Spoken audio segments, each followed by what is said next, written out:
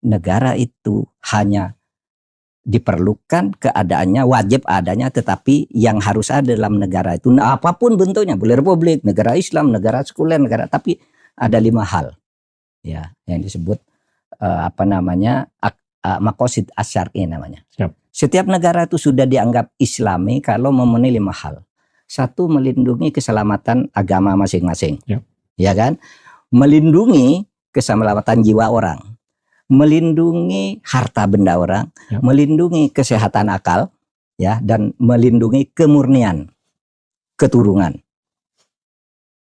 Di Indonesia sudah ada semua, kata Gus Dur dan Cak Nur. Coba, Anda jiwanya sudah dilindungi, mau beragama sudah dilindungi, gitu. Hartamu kalau dicuri orang ada hukum yang menegakkan, gitu.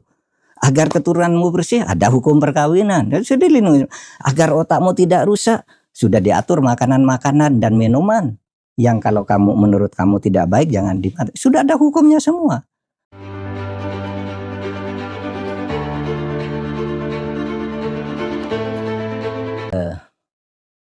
Itu kita mulai dari sejarah pembentukan negara dan perumusan ideologi dan konstitusi. Saya ingin mengatakan kita harus berterima kasih kepada generasi Gus Dur dan generasi Nurholis Majid di tahun-tahun 80-an yang merekonsiliasi hubungan-hubungan. Karena gini, pada tahun 1945 itu ketika akan didirikan negara, kan ada kelompok yang tidak mau negara Pancasila, ada kelompok yang tidak mau negara agama. Itu kan pertentangannya keras. Dan pertentangan itu sebenarnya bukan tahun 45. Pertentangan antara Nasir dan Muhammad dan Bung Karno di tahun 38, polemik terbuka. Nasir minta negara Islam karena waktu itu negara udah kan merdeka, udah dijanjiin merdeka, sudah ada bayangan merdeka lah. Soekarno enggak bisa, kita enggak boleh mendirikan negara agama. Nasir pokoknya negara Islam gitu. Terus pertentangan ini dibawa ke proses pembentukan negara. Badan Penyelidik Usaha Persiapan Kemerdekaan itu yang bersidang sejak Mei, ya, sejak bulan Mei sampai Agustus itu terlibat pertentangan ideologi. 1 kelompok Islam, 2 kelompok nasionalis. Yang nasionalis itu Islam hebat-hebat juga ya. Bung Karno itu kurang apa Islamnya, lebih hebat dari Kiai menurut saya. Bung Hatta juga, Yamin juga, tapi dia ingin negara bukan negara agama. Tujuannya agar agama dan negara sama-sama maju, jangan digabung, kata Bung Karno.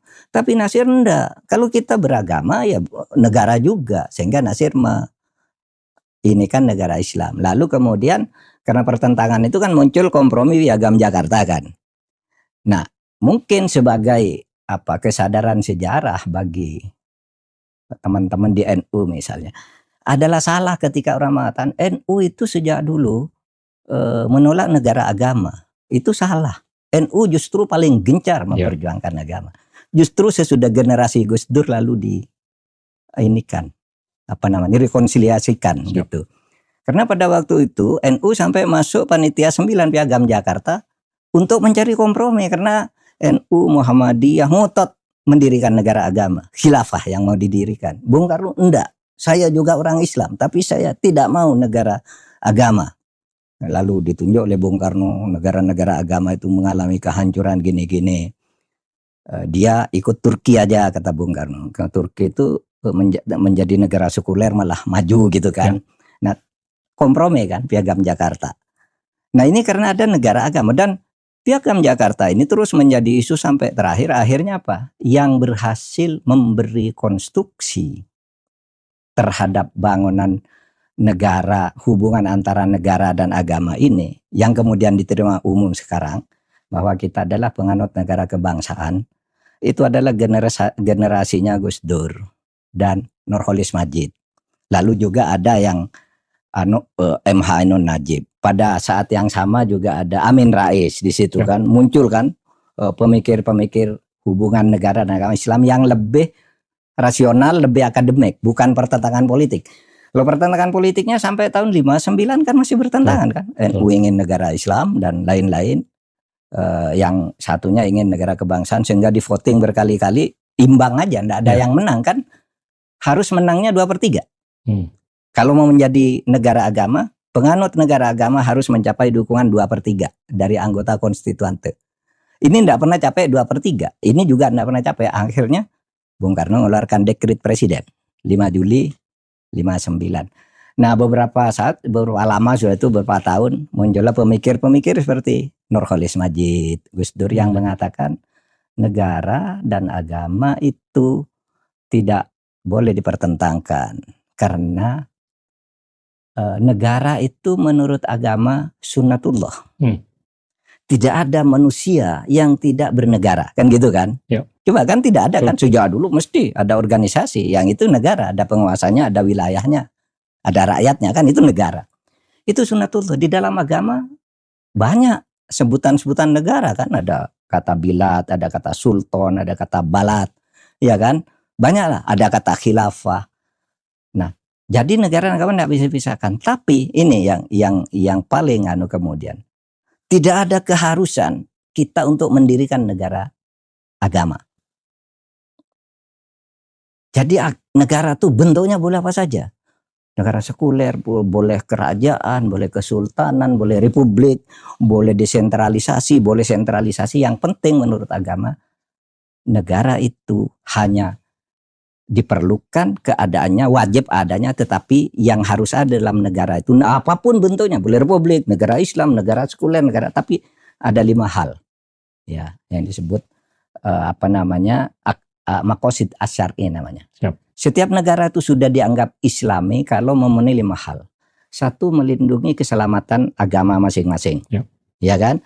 Melindungi keselamatan jiwa orang, melindungi harta benda orang, ya, melindungi kesehatan akal, ya, dan melindungi kemurnian keturunan. Di Indonesia sudah ada semua, kata Gus Dur dan Cak Nur. Coba, Anda jiwanya sudah dilindungi, mau beragama sudah dilindungi, gitu. Hartamu kalau dicuri orang ada hukum yang menegakkan, gitu. Agar keturunanmu bersih ada hukum perkawinan, dan sudah dilindungi. Agar otakmu tidak rusak, sudah diatur makanan-makanan dan minuman yang kalau menurut kamu tidak baik jangan dimakan. Sudah ada hukumnya semua. Jadi kata Gus Dur dan Cak Nur ini sudah Islami. Nah itu kemudian yang saya kembangkan di dalam hukum tata negara, pikiran seperti itu. Saya latar belakangnya pesantren. Ya. Jadi tahu pikiran-pikiran yang tradisional. Ya, di pesantren cara memandang negara dan bermasyarakat. Lalu saya kembangkan di dalam hukum tata negara. Nah ini pertanyaan Mas Gita tadi, Pak Mahfud bisa melakukan rekonsiliasi atau reintegrasi antara hukum umum dan hukum agama. Nah, jadi begini saya cerita.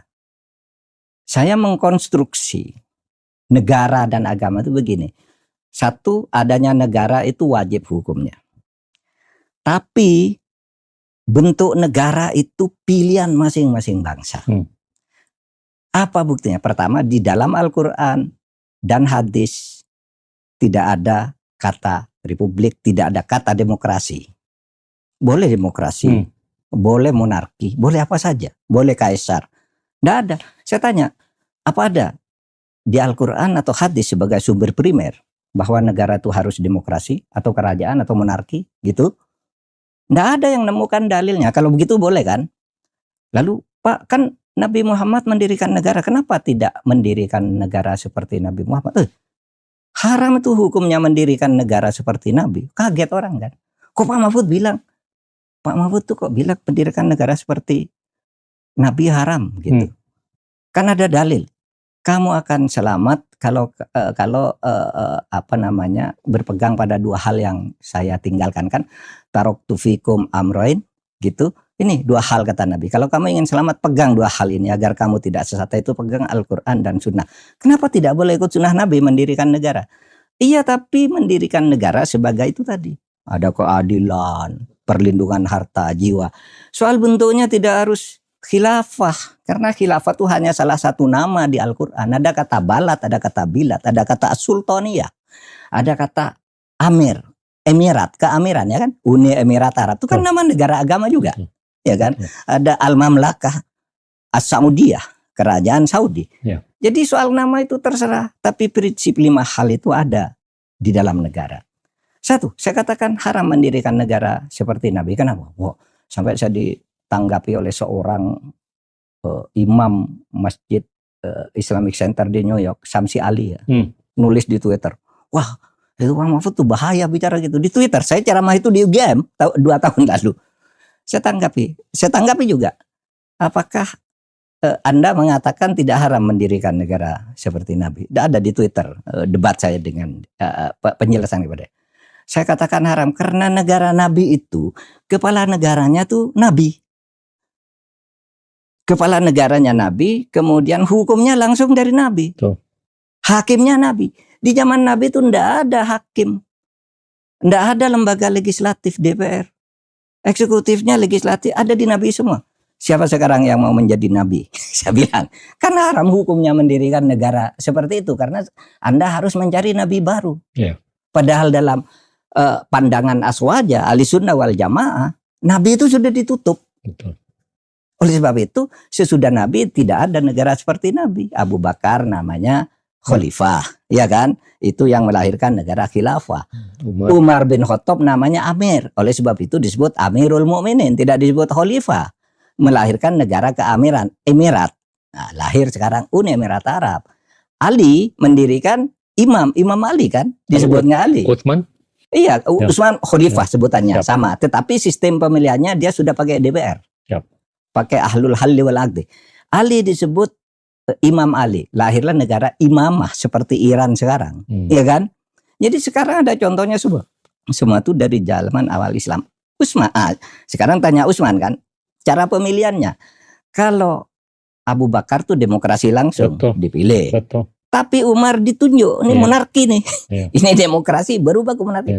Umar ditunjuk oleh, kalau saya meninggal kata Abu Bakar, yang jadi khalifah Umar, itu monarki. Penunjukan. Tapi ketika Umar akan meninggal, lain lagi, dia membentuk DPR. Namanya Ahlul Halli wal Aqdi. Kalau saya mati, yang memilih pengganti saya nanti 6 orang ini. Sudah lahir DPR kan, parlemen tuh, seperti parlemen kalau sekarang. Lalu Ali dipilih lagi seperti Abu Bakar.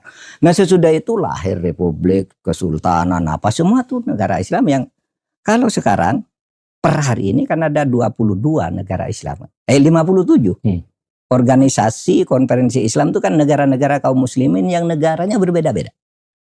Nah sehingga saya katakan, jadi bernegara dalam Islam, apa yang kita pakai menjadi negara Pancasila dengan Rumah Negara Kesatuan Republik Indonesia, itu sudah kompatibel dengan ajaran Islam. Itu adalah terjemahan ajaranku Al-Quran dan hadis untuk kebutuhan Indonesia. Oleh sebab itu mari kita hidup bernegara Indonesia dengan tata hukum yang kita atur dengan konstitusi kita, di mana nilai-nilai keislaman itu masuk di dalam kehidupan bernegara tanpa harus menjadi nama. Siap. Tanpa harus menjadi partai Islam ini, hukum Islam ini, hukum Islam. Tidak, tanpa harus. Masukkan aja nilainya. Ya. Kan gitu kan. Sehingga saya katakan itu gimana Pak? Ya dalilnya banyak saya bilang. Satu bukti sejarah, yang kedua kalau dalam Islam itu kalau kamu ingin masukkan ajaran-ajaran Islam itu ya masukkan aja. Substansinya apa? Al-ibroh katanya. Saya sering bahasa Arab ya, maaf karena Anda tanya tentang Islam. Siap, siap. Al-ibroh itu fil Islam bil jauhar, la bil madhar. Kalau kamu ingin membangun peradaban Islam, ambillah ibrohnya dengan substansinya. Jangan bentuknya. Substansinya apa Islam itu? Keadilan, kejujuran, anti korupsi, demokrasi oke, iya kan? Kalau mau demokrasi itu yang penting ada keadilan itu dan melindungi keselamatan masyarakat dalam 5 hal itu tadi. Itulah Islam. Dan oleh sebab itu negara Indonesia itu sampai tahun kemarin tuh disebut sebagai negara Muslim terbesar di dunia. Kan, dari sudut penduduknya. Tapi kalau tidak salah kemarin Pakistan udah lebih dari Indonesia ya. Udah lebih dari Indonesia. Dia sudah 90%. Kita dan reproduksinya jauh lebih tinggi. Iya, kita 87% dari penduduk, Pakistan 90%. Lebih penduduknya sudah Muslim. Dan jumlahnya juga lebih karena kalau cuma 90%, Azerbaijan juga Islam tuh. Ya, saya pernah ke sana ternyata Islam semua orangnya. Ya tapi masjid hampir tidak ada, tapi Islam mereka. Kalau dihitung dari jiwanya gitu. Nah sekarang kayaknya nih Pakistan yang Ya. terbesar. Yang kelihatannya agak sedikit paradoksal, yang percaya bahwasanya Abu Bakar itu adalah khalif berikutnya. Itu kan cukup demokratis dan teknokratis. Iya. Karena dianggap dia yang paling senior, paling capable. Iya. Turun-temurunnya tuh di Saudi.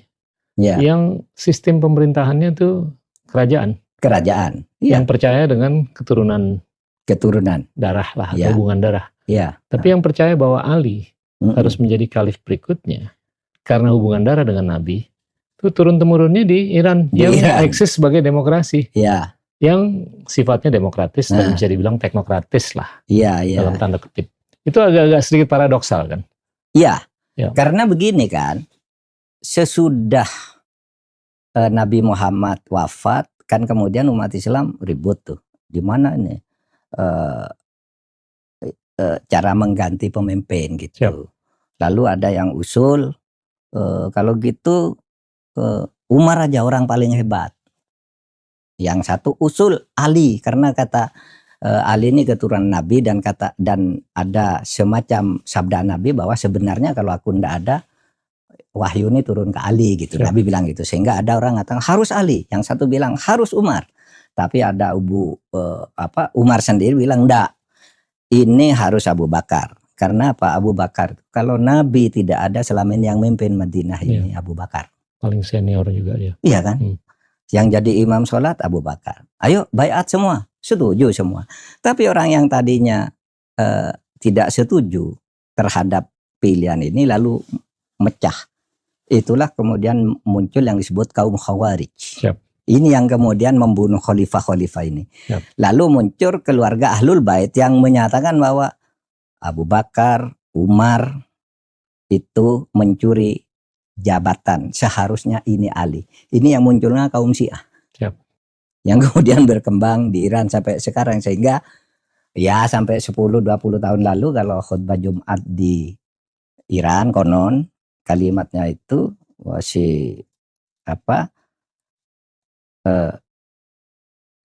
terkutuk Abu Bakar dan Umar, ya kan, dibilang terkutuk dan dimaki-maki. Bahkan istri kesayangan Ali yang disebut Aisyah itu disebut pelacur di Iran, itu orang-orang Syiah yang keras gitu. Nah itulah perkembangan politik. Jadi sebenarnya politik, ketatanegaraan dan hukum-hukum di dunia Islam itu kan muncul dari tafsir-tafsir. Ayatnya kan sama kan? Betul. Seperti saya katakan, ayat Al-Qurannya gitu. Bisa melahirkan demokrasi, bisa melahirkan kerajaan, bisa melahirkan kekaisaran di mana-mana. Tetapi semuanya itu kompatibel. Betul. Karena menurut agama kamu buatlah sesuai kebutuhan bangsamu. Ya kan, kalau di dalam kaidah agama itu ada kata la yungkaru taghayyurul ahkam bi taghayyuril asman wal amkan. Tidak bisa diingkari perkembangan hukum setiap bangsa itu dipengaruhi oleh berubah kalau waktunya berubah.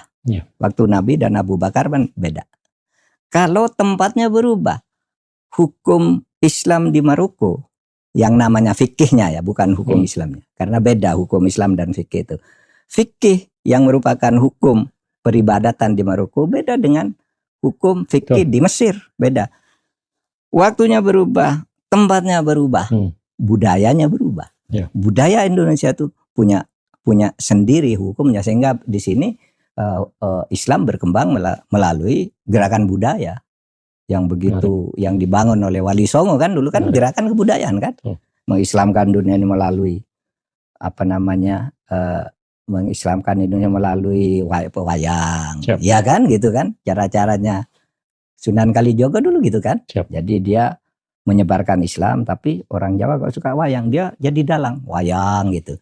Tapi kalau subuh kan biasanya sampai jam 8 kan subuh, saudara-saudara saya berhenti dulu ya wayangnya.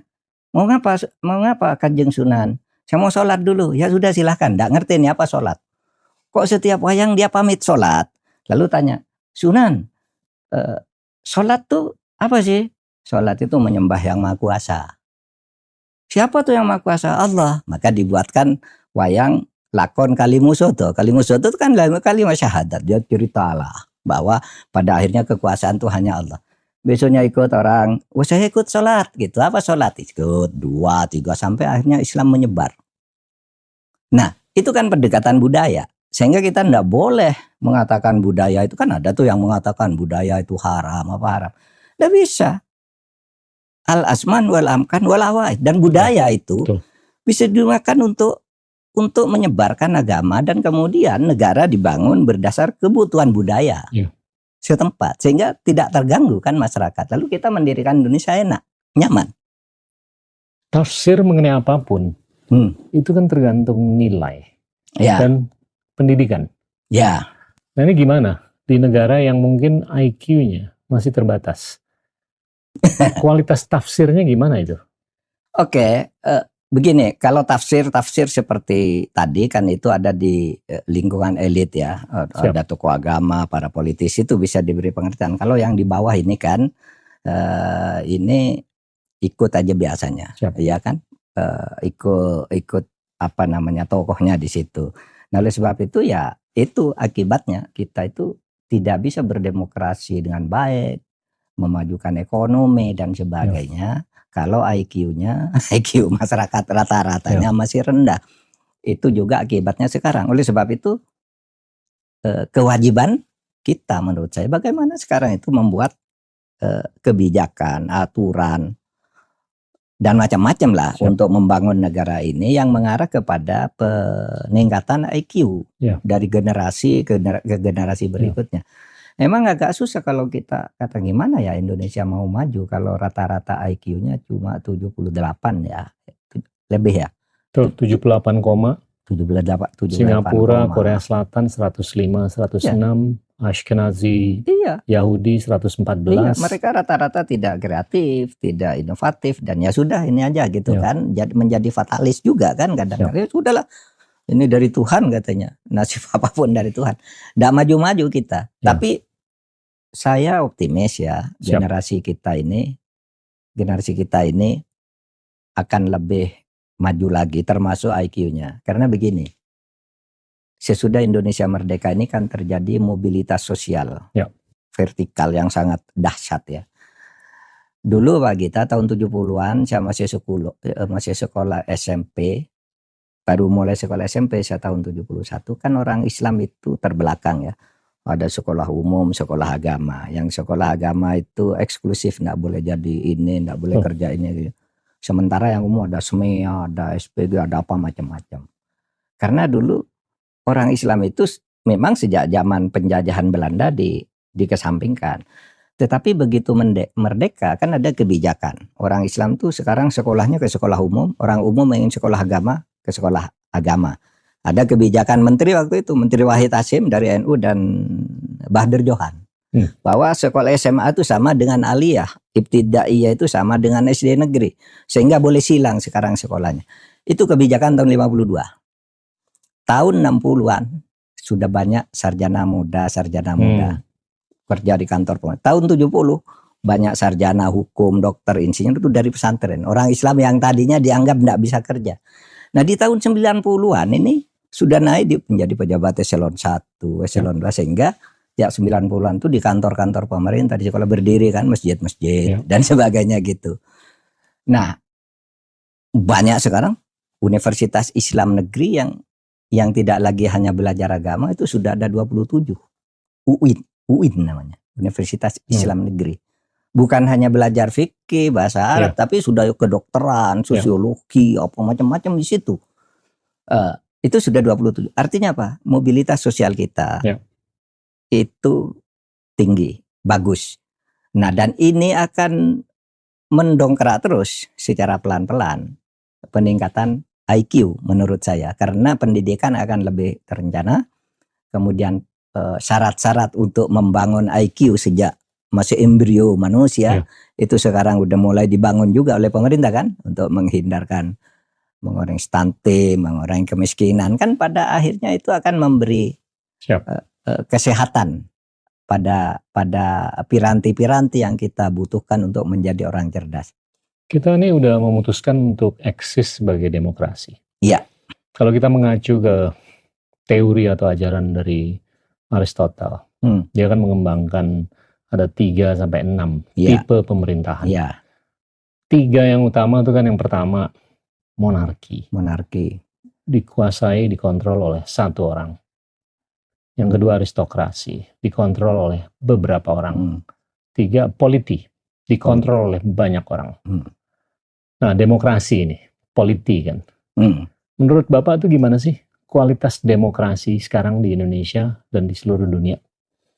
Oke, Mungkin saya coba tambahkan dengan observasi bahwasanya elektorat kita 93% tuh pendidikannya nggak sampai S1.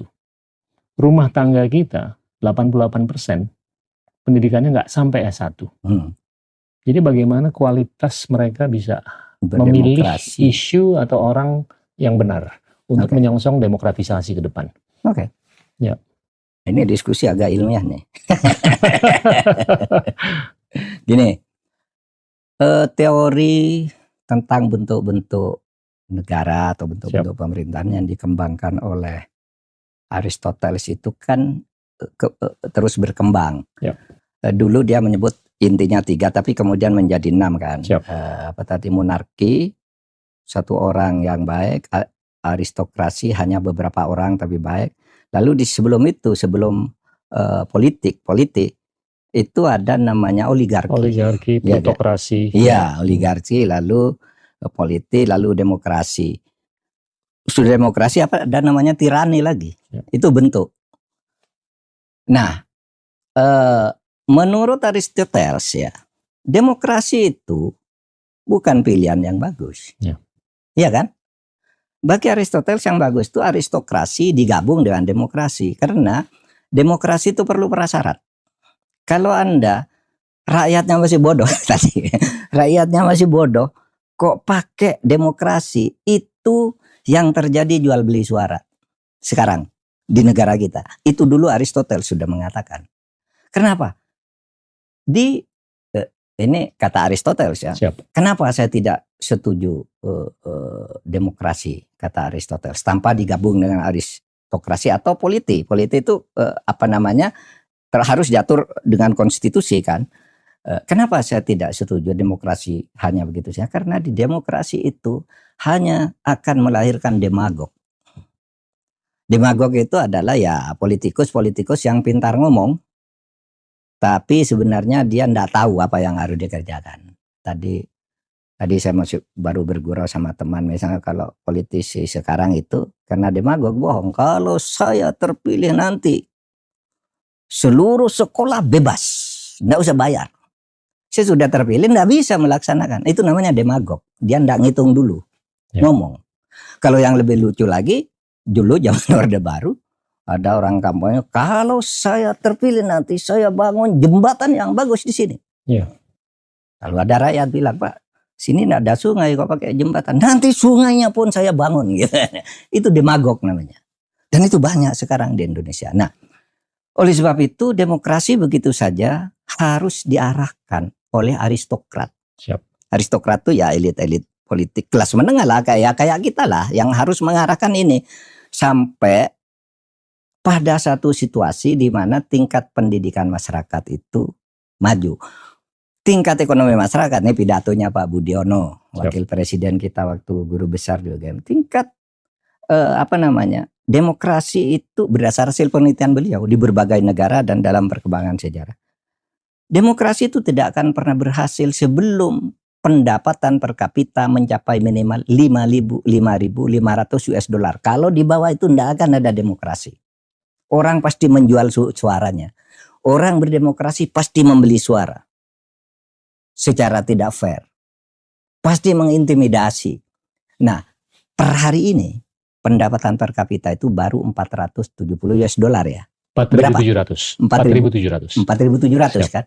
Jadi masih agak jauh tuh kalau ke 5.500 berapa menurut perhitungan Pak Gita? 2030 bisa enggak? Oh, sebelumnya.